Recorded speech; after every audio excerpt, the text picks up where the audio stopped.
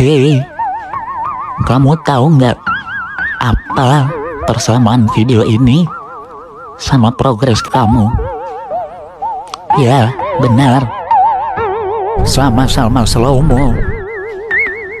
Udah lama, udah bertahun-tahun, masih aja jadi kerucu, cancu.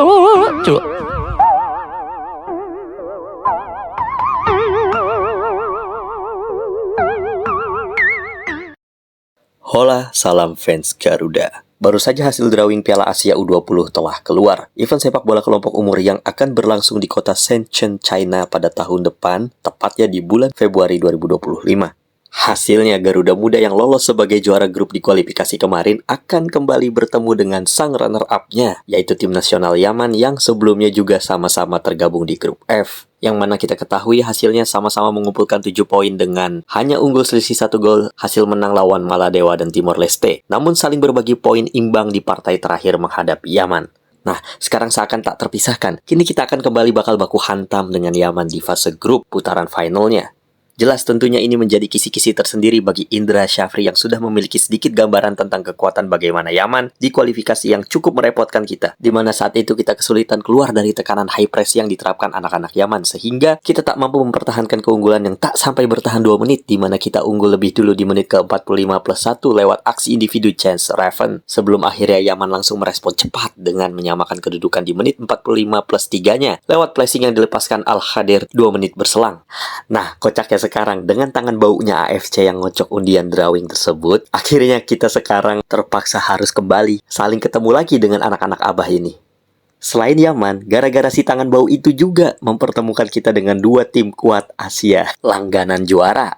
Siapa lagi kalau bukan sang peraih 4 kali gelar juara Republik Islam Iran dan sang juara bertahan Uzbekistan yang siap menghadang ambisi kita untuk lolos dari grup berat ini. Bukan bermaksud pesimis, artinya di sini kalau kita bicara realistis mengukur kualitas dari materi pemain dan kapasitas pelatih yang kita miliki saat ini, mungkin sulit bagi kita untuk keluar dari tekanan yang ada di grup C ini karena selain Yaman yang terbukti menyulitkan kita di kualifikasi, peta kekuatan 2 raksasa Asia ini bukan kaleng-kaleng. Sekarang coba kita agak sedikit fokus ke level Iran dan Uzbek. Di atas kertas kualitas keduanya merupakan sesama tim yang udah pernah merasakan juara di Piala Asia U20 ini. Tim Melli Javanan atau The Youth National Team. Iran sebagai pemegang gelar juara 4 kali beruntun tahun 1973, 1974, 1975, dan 1976. Sudah lama sekali memang, tapi meski berasal dari pot 2, mereka tetaplah tim kuat yang ahli dalam bola-bola silang dan umpan-umpan panjang, serta mengandalkan strength dari modal kelebihan kekuatan fisik serta mental juara yang mereka miliki. Dengan begitu, tentu bukan tidak mungkin, bahkan mereka bisa jadi pemuncak klasemen menggeser dominasi Uzbek sebagai juara bertahan yang datang dari pot 1. Sebenarnya masih ada celah yang bisa kita manfaatkan dari tim Melli Javanan U20 ini. Karena jangan samakan Iran junior dengan Iran senior yang terbiasa rutin langganan Pildun. Junior mereka baik dari U17, U20 hingga U23-nya terkenal inkonsisten.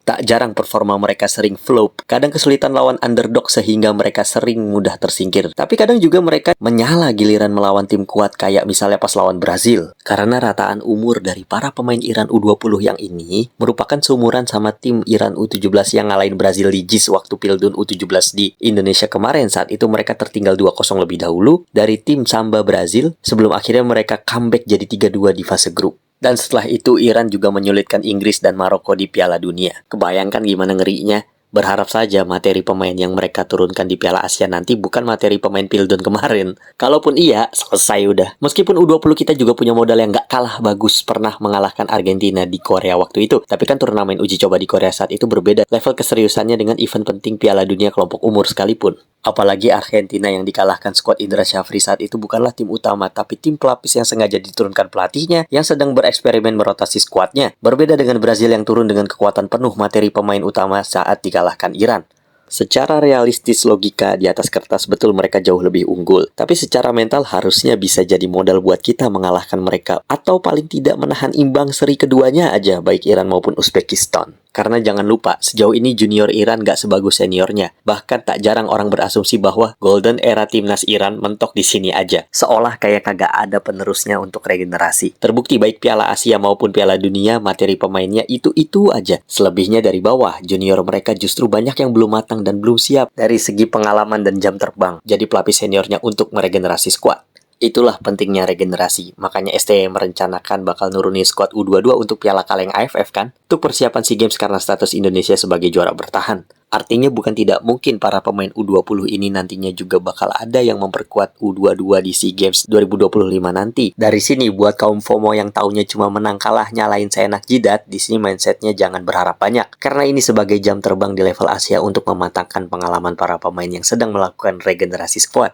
Jadi seandainya kalau nanti kita nggak lolos dari grup C Piala Asia ini, ya jangan asal dihujat. Berikan kritik boleh, tapi yang berdasar dan berisi. Disertakan solusi biar nggak jatuhin mental pemain yang udah susah payah berjuang demi nama bangsa. Apalagi kita ketemunya Iran sama Uzbekistan yang notabene keduanya merupakan tim kuat Asia penyandang gelar juara. Bedanya sama kita yang baru sekali juara tahun 1961, itu pun udah lama sekali saat pesertanya masih sedikit, cuma ada 2 grup doang. Untuk Uzbekistan, waktu era Sinteyong aja kita gagal lolos waktu itu kalah 2-0 lawan Irak, menang 1-0 lawan Syria, dan menahan imbang sang calon juara Uzbekistan dengan skor sama kuat 0-0.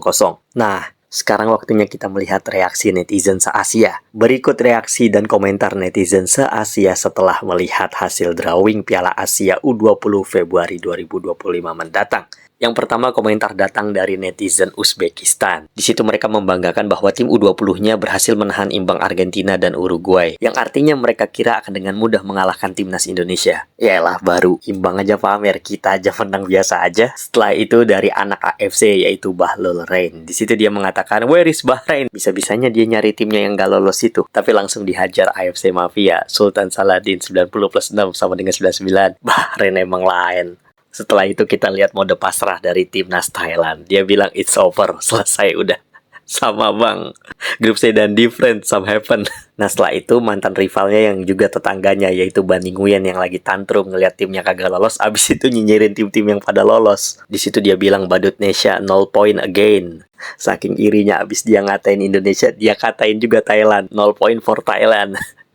Out Indonesia dia bilang. Jadi kita tuh keluar dari AFC. Secara di situ dia ngebangga-banggain pernah lolos Piala Dunia U20. Tapi sekarang Asia aja boro-boro lolos. Gimana kagak panas negaranya? Ya emang terlalu panjang mereka ini saking tantrumnya. Tapi ya biarinlah mereka menghibur diri.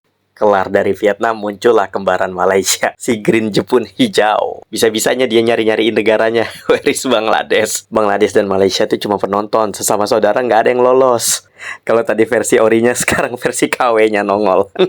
Dia lupa kalau udah ditahan imbang sama serumpunnya dari Sri Lanka. Ya biasa, lagu lama. Saking jealousnya ya mereka cuma bisa nyinyir akhirnya.